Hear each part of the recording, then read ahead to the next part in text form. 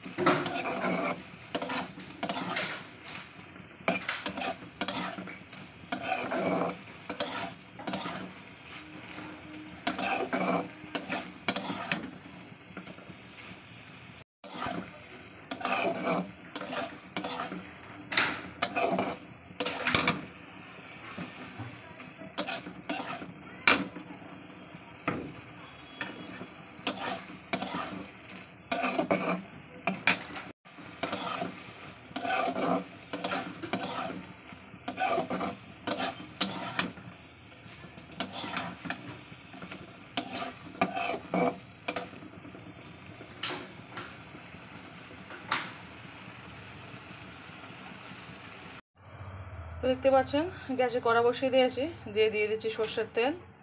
অবশ্যই সর্ষের তেলে রান্না করবেন, সর্ষের তেলে রান্না কিন্তু রান্নার টেস্ট ভালো হয়। সাদা তেলে ভাজা ভালো হয়, কিন্তু রান্না কিন্তু সর্ষের তেলেই ভালো হয়। তো যাই হোক চলুন, তেলে দিয়েছি, তেলে গরম হোক, তারপর দিয়ে দেবো সবজিগুলোকে। তো দেখতে পাচ্ছেন যেহেতু চিংড়ির মধ্যে আমি আদা রসুন পেঁয়াজ সবটাই দিয়েছি, তাই আমি আর যখন রান্না করি তখন আর কিছু দিচ্ছি না, জাস্ট তেলটা গরম হয়ে দিয়ে দিচ্ছি সবজি। তো সবজিগুলো দিয়ে দিচ্ছি।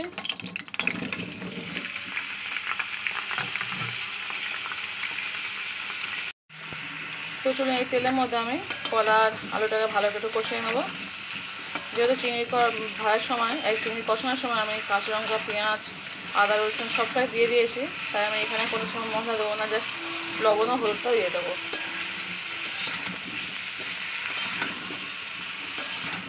চিংড়ি কষানোর সময় সমস্ত মশলা দিলে কি হয়, চিংড়ির টেস্টটা কিন্তু ভালো হয়। ভালো করে তেলের সঙ্গে এটা মিশিয়ে দিচ্ছি। 2 মিনিট ধরে আমি একটু ভাজা করবো কলা আলুটাকে। তারপরে আদা রসুন দেবো, এই সাথে আদা রসুন হচ্ছে হলুদের গুঁড়া লবণ। আপনার চাইলে ঝালের গুঁড়ো ইউজ করতে পারেন, কিন্তু আমি ঝালের গুঁড়ো খাই না, তাই আমি দিচ্ছি না।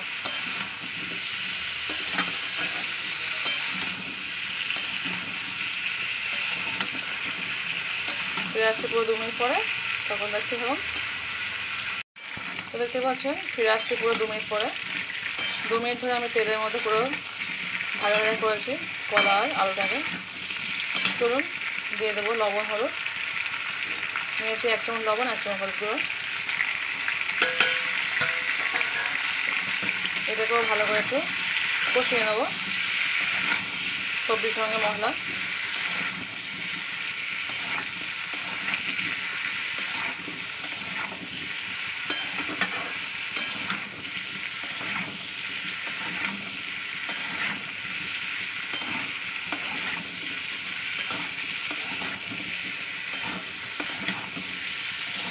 দু মিনিট ধরে কষাবো। তো চলুন 2 মিনিট পর ফিরে আসছে, না তো ভিডিওটা অনেকটা বড় হয়ে যাবে। দেখতে পাচ্ছেন ফিরে আসছে পুরো 2 মিনিট পরে, অনেকটাই ভাজা ভাজা মতো হয়ে গেছে। তো চলুন এবার দিয়ে দেবো আমি জল,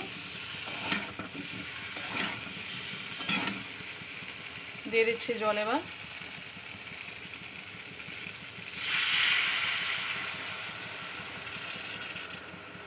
এক গ্লাস জল দিলাম, আরও 1 গ্লাস জল দেবো।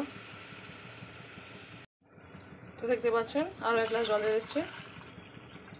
যেহেতু কলার তরকারি একটু ঝোল ঝোল না হলে ভালো লাগে না, খুব কষা কষা হবে না।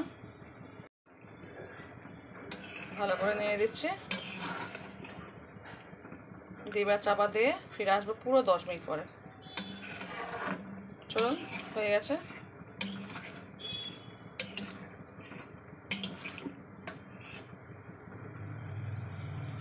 চলুন এবার চাপা দিয়ে দিচ্ছি, চাপা দিয়ে দিলাম। ফিরে আসছে পুরো 10 মিনিট পরে। তো দেখতে পাচ্ছেন বন্ধুরা ফিরে আসছে পুরো 10 মিনিট পরে।